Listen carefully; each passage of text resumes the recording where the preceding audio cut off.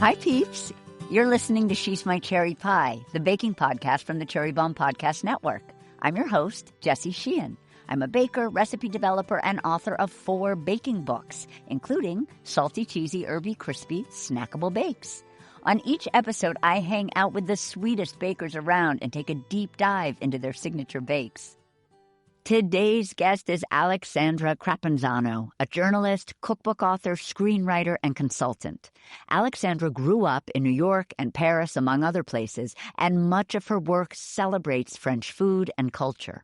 She's the author of several cookbooks, including Gâteau, The Surprising Simplicity of French Cakes, and her latest, Chocolat, Parisian Desserts and Other Delights, which will be out this October. The book is part cookbook, part cultural dispatch, blending timeless French technique with playful Parisian flair. Her recipes and essays have appeared in the New York Times, Vogue, The Atlantic, Town & Country, and Food & Wine, and she's a recipient of the James Beard Foundation's MFK Fisher Award for Distinguished Writing.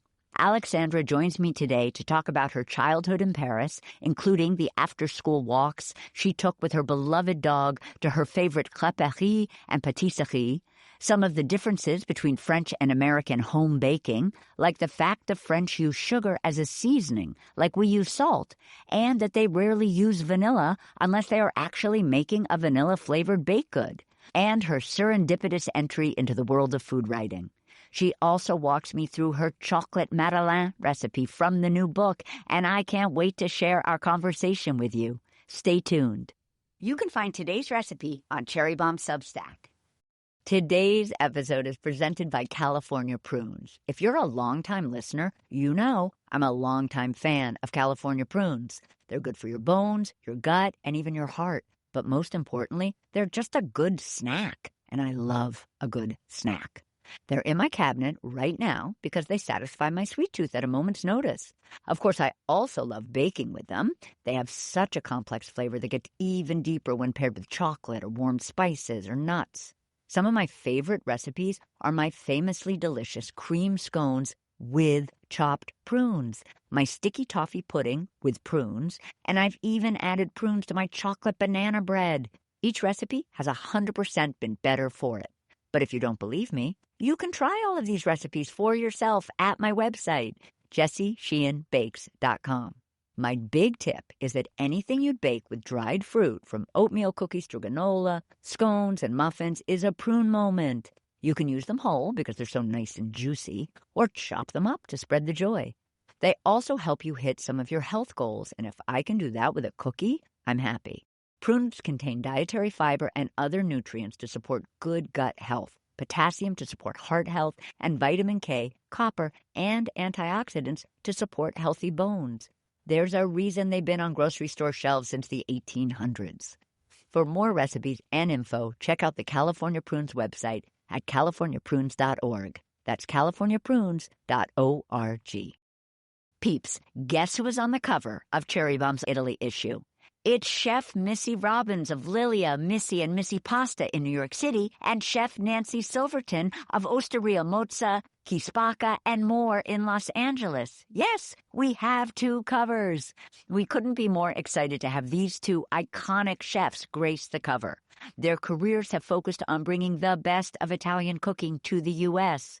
The entire issue is about La Dolce Vita, with delicious recipes, beautiful photography, and stories that will transport you straight to the trattorias, bakeries, and gelato stands.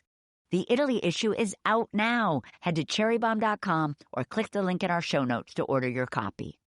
Let's chat with today's guest. Aleksandra, so excited to have you on She's My Cherry Pie and to talk Chocolate Madeleines with you and so much more. Oh, my goodness. Thank you for having me. So at 7 months old, you started traveling back and forth to Paris. Your mother was Jane Kramer. She was the European correspondent for The New Yorker. And by 10, you'd moved there permanently. And you have so many amazing early French and Swiss baked goods and sweets memories. And please, will you tell us about the chocolate piano that you ate when you were 7 in Switzerland? Oh, I will. Oh my gosh, it was exquisite. And I wish I had taken a photograph of it. I was 8 years old. It was an incredibly, incredibly hard, sad time. My parents had been in a car crash. They were both in intensive care. They had been flown to Switzerland, where there's a really good teaching hospital. And I led this very strange existence of kind of going, I was 8 years old, of living in this wonderful hotel where they took incredible care of me. And I would go in the afternoons to Sprüngli, which was the great chocolate house of Zurich. And it was 2 floors. The second floor was a cafe with huge French windows. It was absolutely glorious. And I ordered the same thing every afternoon. And I swear that chocolate piano saved me. It was literally a chocolate baby grand piano. The keys were in white chocolate. I mean, there was dark chocolate. There was a milk chocolate mousse in the inside. And even a stool, which was incredible, with a little kind of tufted top to it. And I would very slowly every afternoon eat it kind of piece by piece. And it absolutely saved me. And then tell us about, I think there was a caramel you ate when you were 11, maybe at a fancy French restaurant. Oh, you've really done your research. I love this. So when we finally moved to Paris, I was 10 years old. And at that point, the dollar was super, super strong. So I really got to eat in places that were incredible. And my parents took me down to Vézelay, to Marc Menot's à l'Espérance, which still is the greatest, most sublime meal of my life. And I'll never forget, I popped a caramel into my mouth, and it just exploded, but like perfectly, like not an explosion or not a little ooziness, but just kind of it opened up, and it was so ethereal, and yet it was caramel, and I was just wowed. I was completely wowed. Soft caramel, not hard caramel. It was a soft caramel, but it wasn't pasty. It really was a kind of miracle of chemistry. Love, love, love. And then also I loved learning about this. So when you were little, you would walk your dog after school. You would often go to a crêperie for like very special crepes, which I think now you make for your son. I do. Tell us about walking to the crêperie with your dog. So I've always had the same breed of dogs, and they're Bouvier de Flandre. And this one was Romeo, who came from Normandy, and he was 125 pounds. And I was, at that point, 80 pounds, I think. But I had this enormous dog, and Paris was really, was really safe, especially with that dog. And so I would come home after school, and we lived on the Rue du Cherche-Midi, so I would walk down the Rue du Cherche-Midi. As I passed Chocolat, the great French bakery, the woman there would always come out, and she would bring him a little punition, those little great cookies that they make at Chocolat, and still my favorite. So we would kind of walk by there, and then I would go to the corner of the Rue Bonaparte and Saint-Germain. There was a woman who made these great crepes at a crepe stand, and I would always have 2. I would have one with chestnut inside and one with just a little bit of lemon and sugar. And they were so good. And I still think they're the breakfast of champions. Yes. When you make them now for your son, what flavor? He loves them with jam inside, but he also he's got a good taste for the lemon and raw sugar. It reminds me of like a Dutch baby when you do it with lemon and sugar, which people are always a little like, lemon for breakfast, but so it's good. So delicious. It just cuts the butter. So good. And there's a famous French children's book called Sans Famille, and there's a description of this incredibly poor family, and once in a while when they have enough money, the mother makes crepes for the son, and just the smell of the butter melting just is so evocative. So I always think of them too. And then the last sort of early memory that I wanted to talk about, you described snack time at 4:00, friends' houses. What kinds of yummy treats were being given to you by your friends' maman or mère? Almost entirely yogurt cakes, or these little, and I love yogurt cakes. They're great yogurt cakes in Gâteau in my last book, and in this one, chocolate ones. So easy. And, and the yogurt really does. It makes it tender. It's so easy. Kids learn how to make a yogurt cake in maternelle, which is nursery school. And they use the little, ceramic or glass cup that the yogurt is sold in, and they use that to measure the ingredients. And it's done in one bowl with one whisk. And because it has oil in it and because it has yogurt in it, it's completely fail-proof. There's nothing that can ever go wrong. So it's great. And the other thing, and there's a recipe in Chocolat for this, were these little treats made with cornflakes, a little American import there. And you're really just taking a big bowl of cornflakes and you're pouring in a little bit of hot chocolate, melted chocolate, essentially with maybe some honey in it, maybe a little vanilla, if whatever you want to add to it. And you just toss it with your hands, which is really funny. And then you just drop clusters of it onto parchment and put it in the fridge. So it's so easy. You don't need to preheat the oven. You don't need to worry about heat. You don't need to worry about anything. There's no egg. There's nothing raw in it. It's perfect. And no matter how you drop them, they somehow do come out looking like flowers. It's kind of amazing. I mean, it's the only time I have cornflakes. But you can also put them into little muffin tins and then just put the muffin tin into the fridge and there you are. So delicious. We'll be right back. Peeps, did you hear the news? Cherry Bombe's Jubilee Conference is headed to Los Angeles this fall. It's taking place Sunday, September 28th at Hudson Loft in downtown LA. It'll be a full day of inspiring conversations, delicious food and drink, and incredible community. Since 2014, this one-of-a-kind gathering has celebrated the voices and talents of women across the worlds of food, drink, restaurants, and hospitality. Now it's LA's turn, and we can't wait to give the city the love it deserves.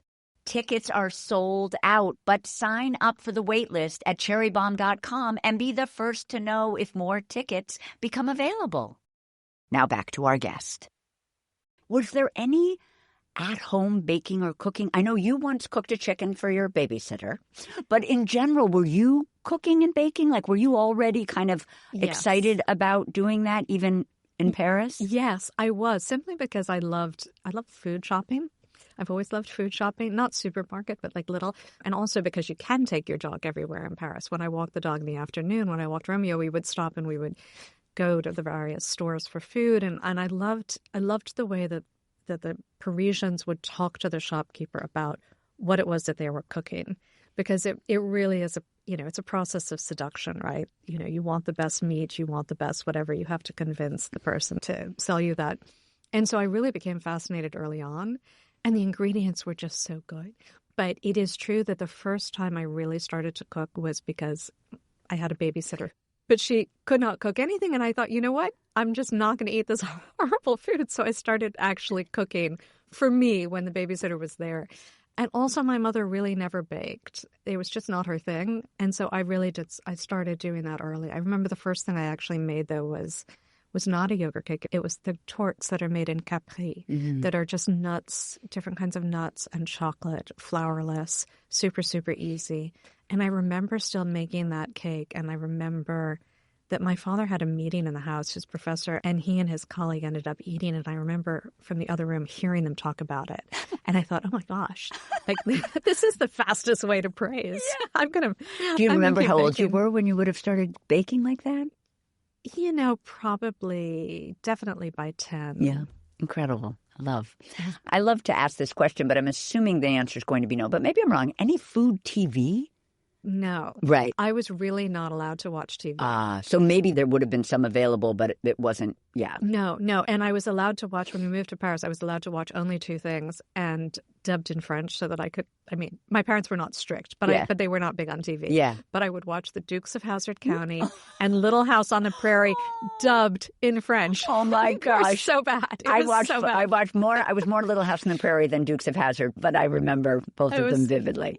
What about cookbooks? I know it sounds like Julia Child was around. Were there other cookbooks that either you had or that you borrowed from your mom? Yes. Patricia Wells was a pal of my parents. And so she was the restaurant critic at the Figaro, but then she did Bistro Cooking, which is still a seminal book for me.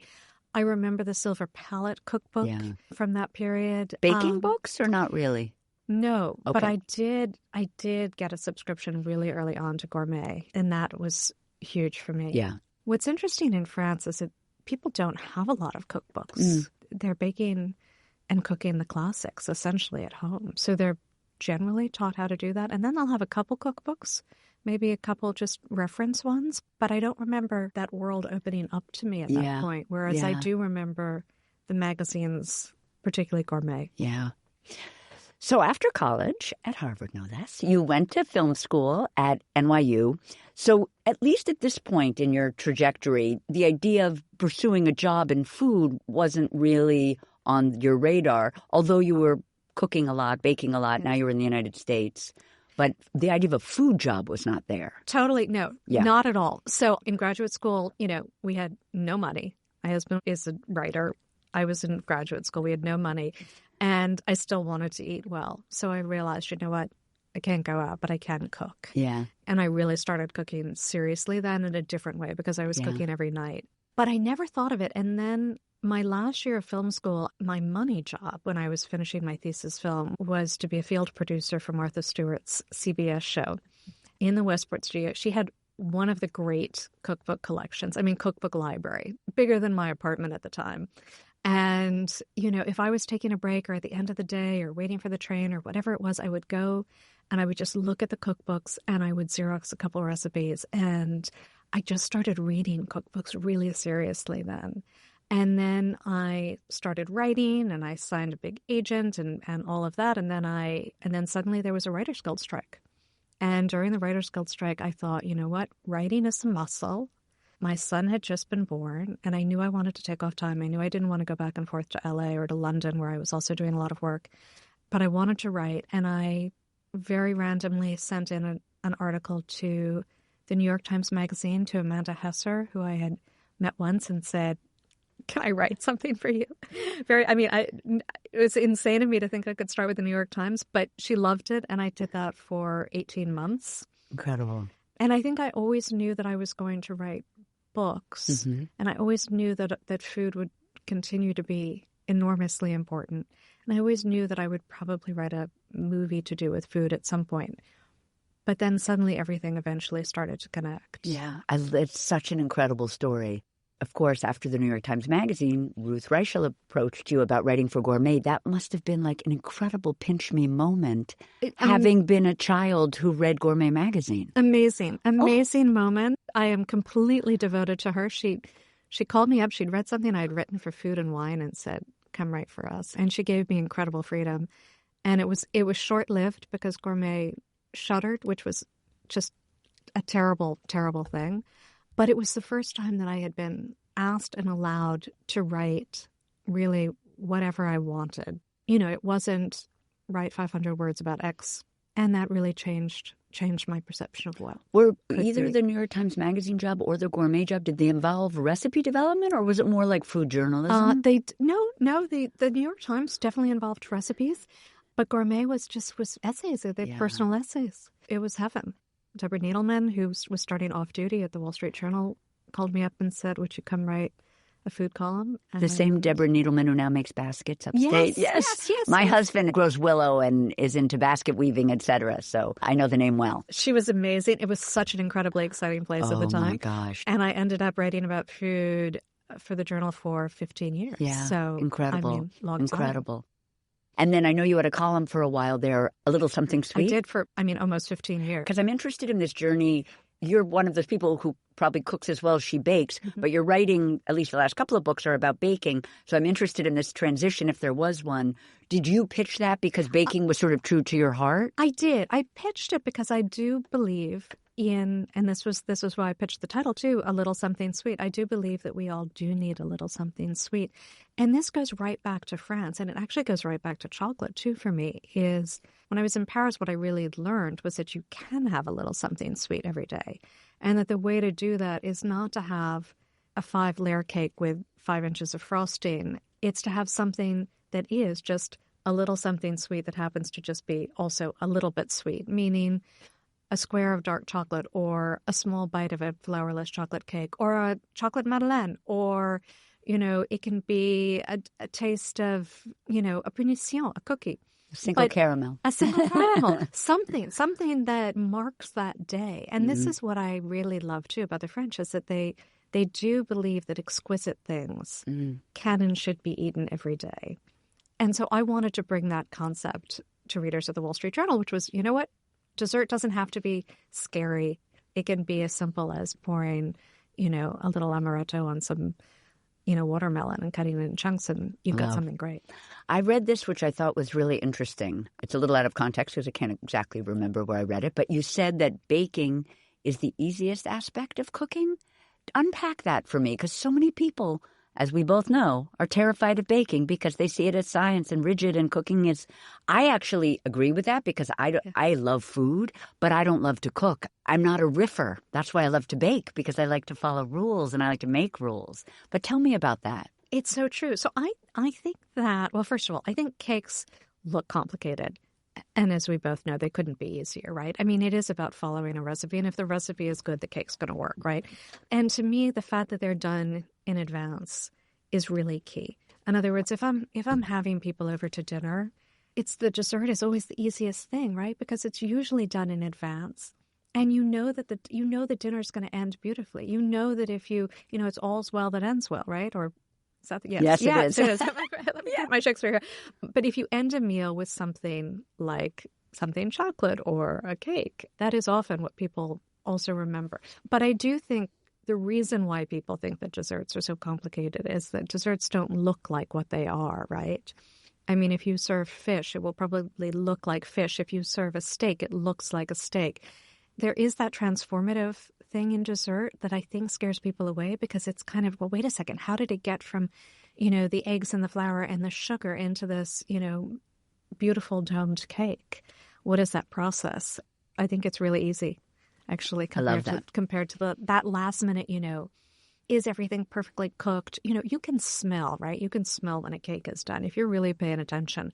And I know that people say that you can smell when a chicken is done, or when, but it takes a lot more practice. It's different.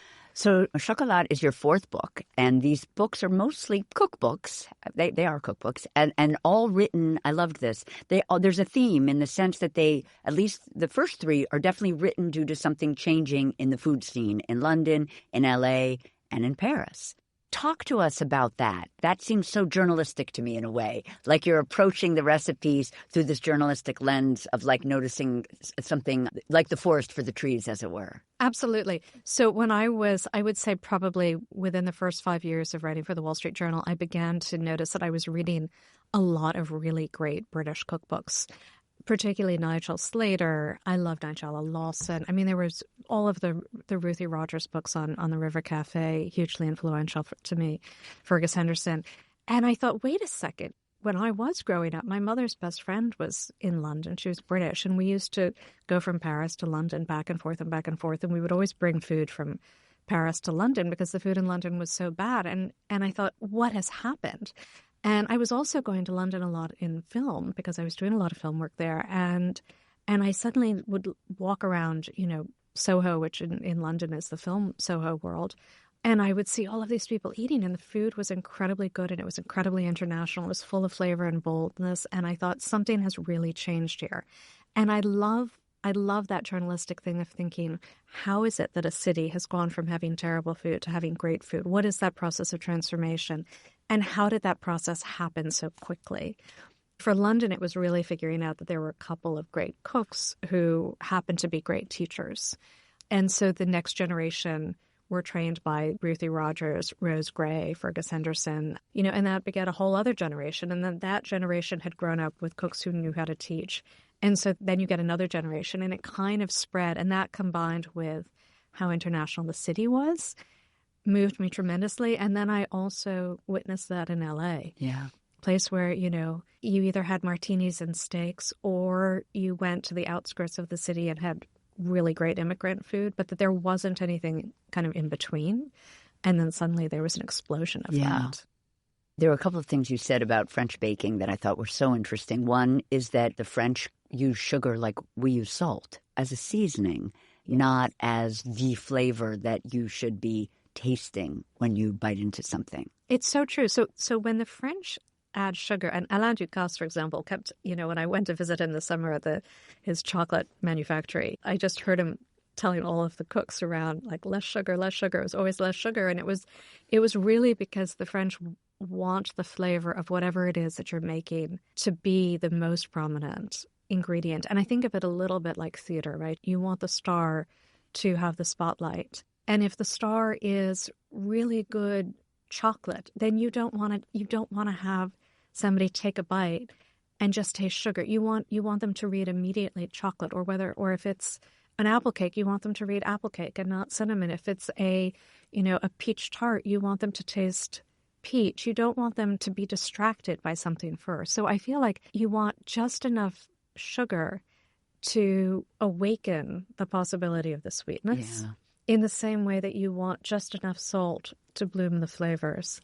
Once I realized that that is actually a very French thing and not as common, it just clicked. It was like, well, of course, that is why you can eat dessert every day in France, because you're eating not an enormous sugary confection. You're eating something that has such pronounced, beautiful flavor that you don't need a lot of it to be satisfied. And it isn't crazy, crazy caloric. When you mentioned blooming flavor, this made me think of something else that I read that I was fascinated by, which is there is not a lot of vanilla used. Even as an American baker, which I am, I will always use vanilla because I'm working on a kind of like a ginger cookie bar. And I'm adding vanilla to it, even though I don't see it in a lot of other recipes, because I feel like the vanilla is going to help me bloom that ginger and that cinnamon. But I thought that it was so interesting that in France or in Paris, the kinds of recipes that you're writing, let's say, you're not going to do that unless it's a vanilla cake. Absolutely true. I love all of your books and your recipes. So if you're using vanilla, you're doing the right thing. I got to tell you. And I think you're absolutely right about the ginger. That makes total sense. In France, it's two things. I think one is that some of the recipes that are still made today date back to the Middle Ages. Yeah. And they didn't have vanilla then. They certainly didn't have vanilla extract. Vanilla was incredibly expensive. It was mostly only used by the nobility for a long, long time. I think that is part of it, and part of it goes back to this thing of French cooking at its most sublime, whether it's baking or savory cooking, is really just letting the essence of those ingredients speak for themselves. And yet, oh my goodness, when you go and you get a vanilla cake in France, I mean, it's fantastic because it has, it will have vanilla bean in it, it will have vanilla paste in it. It'll have vanilla in many different ways, and it'll have an intense, beautiful vanilla flavor. So vanilla is considered such a primary ingredient also. Yeah. And I thought this was fascinating, the idea that if you're going to make an apple cake, maybe you don't put in cinnamon because you actually want it to taste like an apple. You don't need that kind of warm fall cinnamon flavor going on at the same time. Yes, you want, and so I think to me, there's something about cooking, and maybe this has to do with, as we grow up as cooks, I think we're maybe more confident and are able to think about subtraction as opposed to addition. I think that when I was younger and a little bit more nervous as a cook, I would feel like I needed to add things. And now I want to just take things away. I want to subtract until I get to, the barest amount that I need for something to be really, really great. When you taste an apple cake that has no cinnamon, it feels like you're biting into an apple. Yeah. And I love that. Yeah. But listen, I also love in fall, I love that combination of cinnamon and sugar and apple, which we grew up with. So to me, it's all about, it's all about nostalgia. If you've grown up eating cinnamon with apple, that's what you're going to want. If you've grown up and you've had apple cakes without cinnamon, that is what you want. And yet I do feel like we want both the nostalgia and then we want something new. Yeah. So try it without. Yeah. So I want to talk about Chocolat and how it celebrates maybe Paris or maybe your love affair with chocolate. I thought this was fascinating that so many of our beloved chocolate desserts have origins in Paris. Chocolate mousse and chocolate soufflé and hot chocolate and pain au chocolat. I thought that was fascinating. How did the idea of writing the book come to you? Are you an incredible chocoholic at heart? Tell us everything. I am a total. I mean, I do have to have a piece of chocolate every day. So absolutely. I mean, yes, this definitely comes from the heart. And chocolate is considered somewhat healthy, but it also has an incredible history, right? I mean, in the introduction, I talk about, Louis the 13th, 14th, 15th, and 16th, who all had their own chocolate fixations. And obviously Marie Antoinette and the whole idea of chocolate over the history of France being considered at times, the stuff of the devil and other times the stuff of God, and how the Vatican was weighing in on whether chocolate was sacred or profane. And there is this incredible history that shows that it's just been a fixation for so long.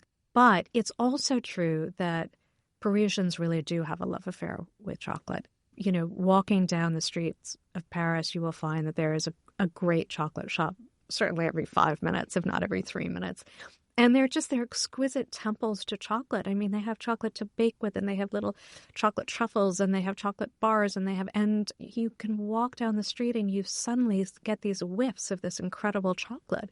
And you look and you see, and the people who have these shops have presented everything with such extraordinary beauty, and yet it is ephemeral. It's like theater. It's going to be eaten and go away.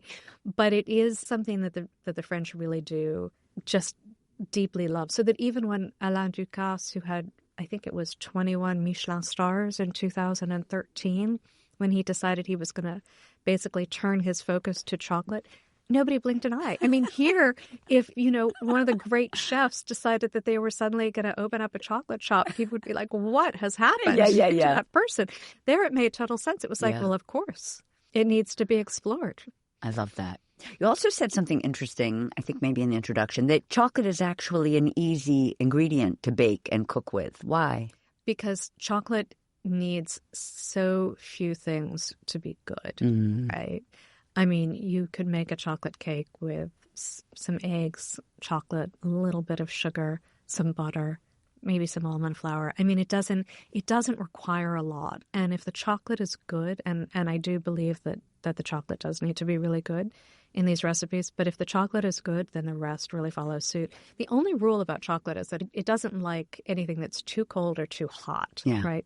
So you don't want to cook chocolate at 450 degrees, and you don't want to put it in the freezer. You really want to stay in a nice middle zone and treat it gently in that respect. But otherwise, very easy. And it's also because it is the thing that people love. It's the thing that in a restaurant, people get angry if you take a chocolate dessert off the menu in a restaurant. People are very forgiving too, I think. Yeah. This is a good book for beginners that way, because if you make something in chocolate, chances are it's going to taste really good. And even if it looks funny or you get something wrong or whatever it is, people will still be happy. It makes people happy. I want to jump into the Madeleine recipe, but before I do, one thing that I just noticed that I just wanted to ask you about, there's a buttercream recipe at the end of the book, and kind of like what we think of as an American buttercream with confectioner's sugar and butter. And I thought it was fascinating that to flavor it with chocolate, you're asking for a little bit of chocolate extract. Can you tell us about that? I've never used chocolate. Like usually if I'm going to do that, I would have used cocoa powder maybe, or I would have used a little bit of melted chocolate. Tell me about the use of chocolate extract. So I use it very, very rarely, but in something that I don't want to add a lot of liquid to or a lot of dryness, I'll do that. So with the chocolate extract, you don't need to add a lot more sugar, for example. Yeah. You don't need to add more confectioner's sugar to thicken it back up if you add too much liquid. Yeah. It's just, it kind of works perfectly in an icing. Yeah. Is there a brand that you love? That's a good question. I try and find whatever brand is pure. Yeah. I love Nielsen said Massey, probably. Yeah. All right. So now we're going to talk about the Madeleine au chocolat. So first of all, just tell the listeners and me about them, because they really are like the most famous of French cookies, but also kind of almost a cake. So tell us about a Madeleine. So a Madeleine is essentially a tiny little cake, traditionally obviously made in those little Madeleine tins, which are the shape of a shell, specifically the shells that pilgrims picked up. Religious pilgrims. And they are known for having their little hump, right? A good Madeleine has a little hump, and that is because of the thermal shock. So if you're cooking a Madeleine traditionally, and this is not a chocolate Madeleine, you're cooking one in a fairly thin metal pan, and you're putting it into a very hot oven, and the thermal shock literally creates this little camel hump on the back.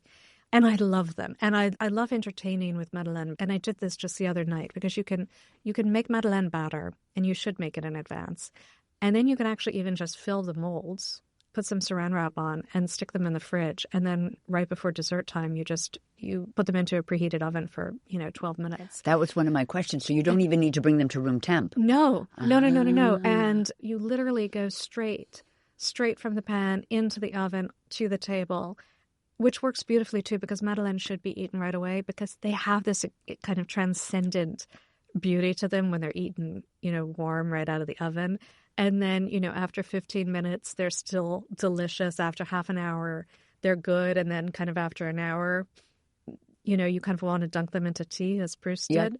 That is true of classic Madeleine. Now, for chocolate Madeleine, I do a slightly different version of the recipe, in that chocolate Madeleine can sit for a little bit longer. And because chocolate doesn't want that extreme heat, I actually forget entirely about creating the little bump or hump. And I cook them at a lower oven temperature.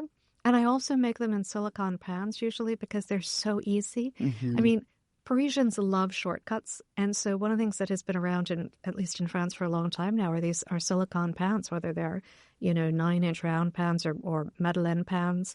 You don't have to butter them. You don't have to flour them or dust them with cocoa. You put the batter right in and they pop right out. Oh, my gosh. So you're always getting that perfect shape. The chocolate Madeleine can take a little bit. You can have an hour and they'll still be terrific. You can also dip them into chocolate, which kind of covers them, and then they will last for a little bit longer. If you really need them to last longer, you can add a little bit of honey to them. But they are so good. And again, not too sweet. They have a lot of lightness to them and the depth from the cocoa.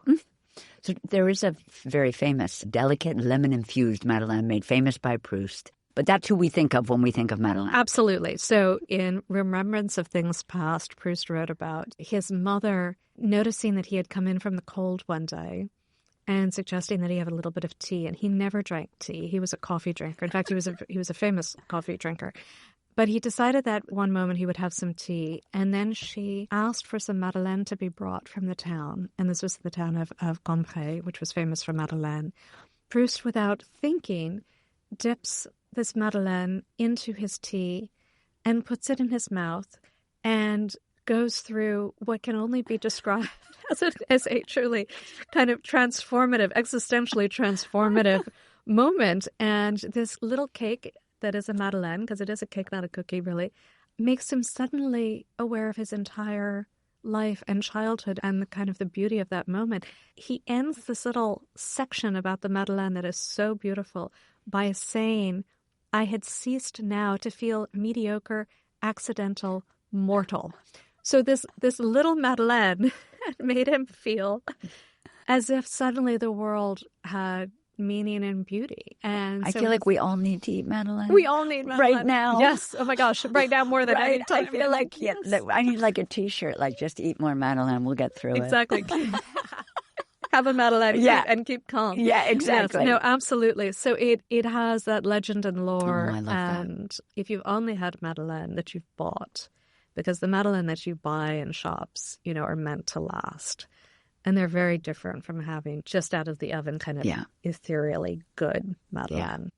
I just wanted to mention one more thing before we jump in that you say in the book. This is a batter. It's much more like a little cake. I think of them as cookies because of the way they look, but they really are. They're made with a batter, not a dough. They rise with this like delicate, tender crumb, just like a delicious little cake. So these ones are dark chocolate, and they're made zesty with orange and just bloomed with a touch of salt. The first things first is we're going to heat our oven to 375, which, as you mentioned, would be a little different if we were making, let's say, a lemon Madeleine. We're going to grease either a 24-little vessel Madeleine mold with unsalted European butter and dust with flour, or what we should all be doing is running out, getting silicone molds, and putting those we put that mold on a baking sheet. So a couple of questions. First, is there a brand of either the metal Madeleine mold or the silicone one that you would recommend? The Madeleine molds that I have that are metal, I've had for so long that I don't even know if they even had a brand. Right. The silicone ones I've just gotten on Amazon. Mm-hmm. It kind of anything goes, I think. Yep. Unsalted European butter, is there a brand you love? Oh, yes. I love anything that has a higher fat content for butter. Easy to get here. I'll use the Blue Gras or the Kerrygold. Yep. And then the baking sheets that you like to use when you are using the silicone. Is there a brand of baking sheets? Yes, I love USA Pants. Yes, me too. It's a great line. Yeah, I agree. As you said, the beauty of the silicone is that we don't have to grease and we don't have to flour. They're so easy. Now we're going to brown the butter. We're going to melt some additional unsalted European butter in a skillet over medium heat. We're going to cook until it's the color, like it's amber colored, smells like hazelnuts.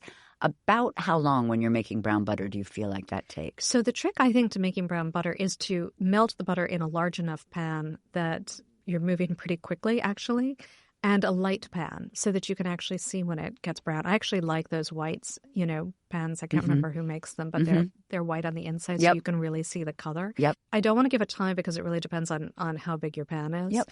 I tend to try and do it in a skillet, say, of around 10 inches. And, I start slow and then I raise the heat and then I bring it way down for that last little bit.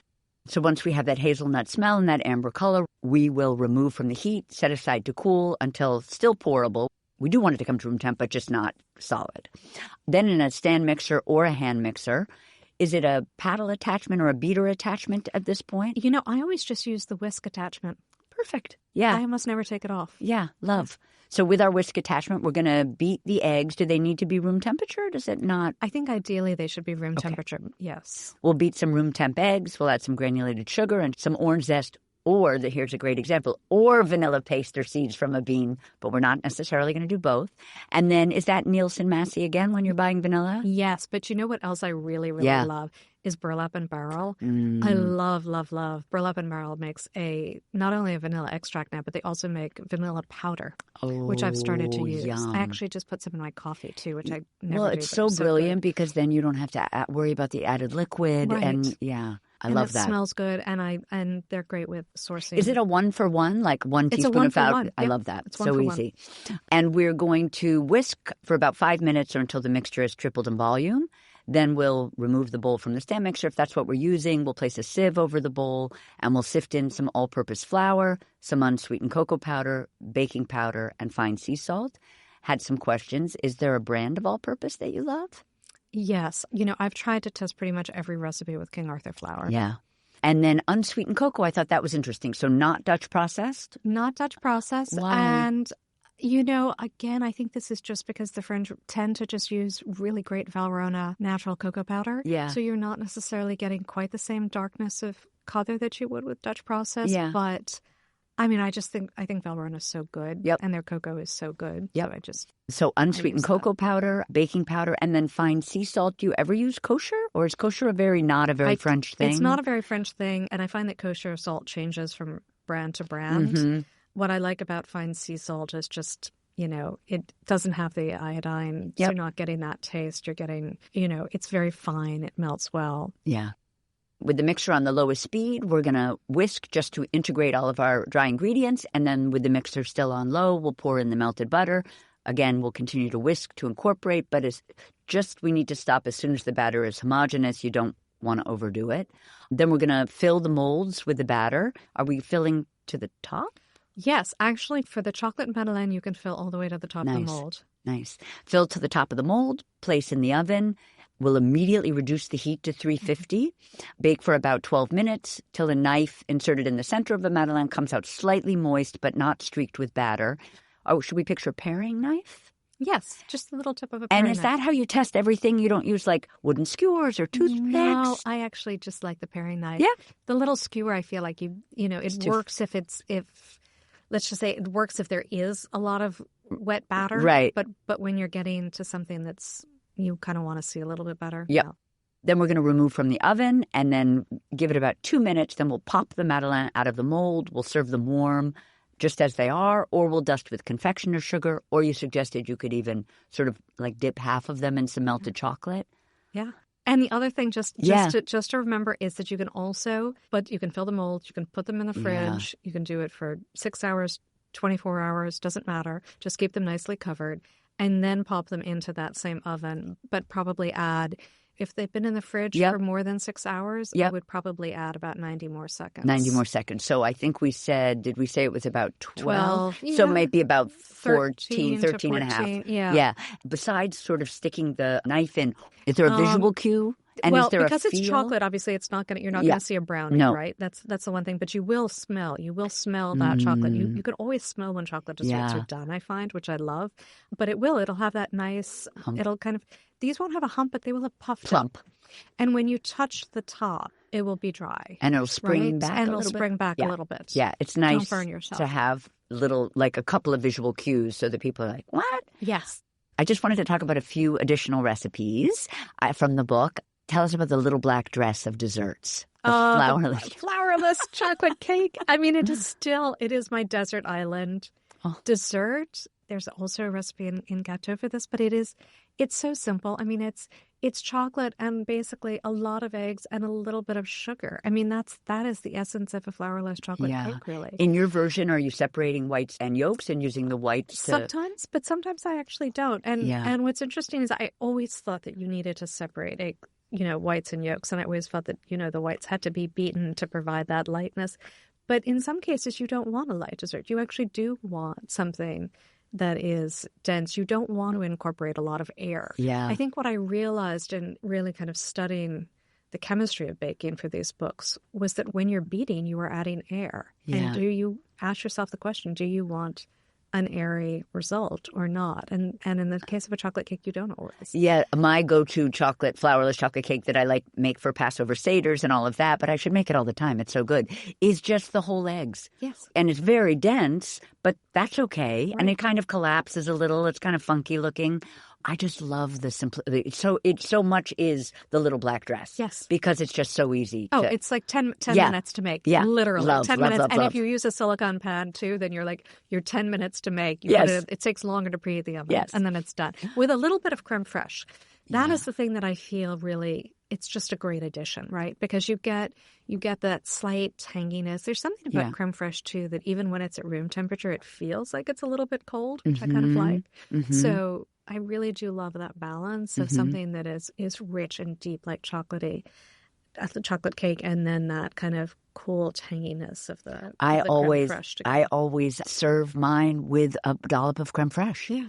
I mean, brilliant, so and not sweetened. No. Because I think you need it. I think for me, I love chocolate, but it's almost too much. Yes. If you don't have the creme fraiche. Yes. And here we are, we're like, oh my God, it's so rich. I need to add something else that's really rich. Exactly. But it doesn't feel, I'm like, creme fraiche isn't rich. Where do you know? Of course not. And now finally, I want you to tell us about the chocolate caramel tart and the Millionaire bar that your son used to love eating, and sort of the connection between those, because I want to know where I can get those Millionaire bars. They're so good. These go back to when we were living in Brooklyn. They were called Lucia cookies at One Girl Cookie. Oh, yes. And we would stop there every afternoon on the way home from and school. there would be a Millionaire situation? And they were called Lucia cookies, and they were little kind of shortbread with a little bit of caramel with a little bit of chocolate on top. I love Millionaire bars so good. Much. That is essentially the kind of chocolate caramel tart. Yeah, sorry, I got off on a tangent. Tell us about the tart. It's the same thing, which is you're creating a kind of a shortbread layer at the bottom, and then you are adding a layer of caramel and a layer of ganache on top. And what I like too is when you put it out, people think you're getting a chocolate tart, and then as soon as you cut into it, the caramel starts to ooze out a little bit, and you get that. You suddenly realize, oh my gosh, I've been for a double treat in that sense. Love. So good. And also really, really easy too. Yeah. And shortcuts are not bad. It's, if you can find a great caramel and you're in a rush, use it. Yeah. If you can get a great pre-made tart shell, sure, go for it. Yeah. Well, thank you so much for chatting with me today, Aleksandra. And I just want to say that you are my cherry pie. You are so much fun. Oh my gosh. I couldn't have been happier to be talking to you today. Thank you. Thank you. That's it for today's show. Thank you to California Prunes for supporting our show. You can find today's recipe at cherrybomb.substack.com.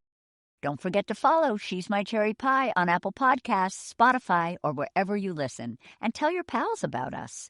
She's My Cherry Pie is a production of the Cherry Bomb Podcast Network. Our producers are Carrie Diamond, Catherine Baker, and Jenna Sadu. Thank you so much for listening to She's My Cherry Pie, and happy baking!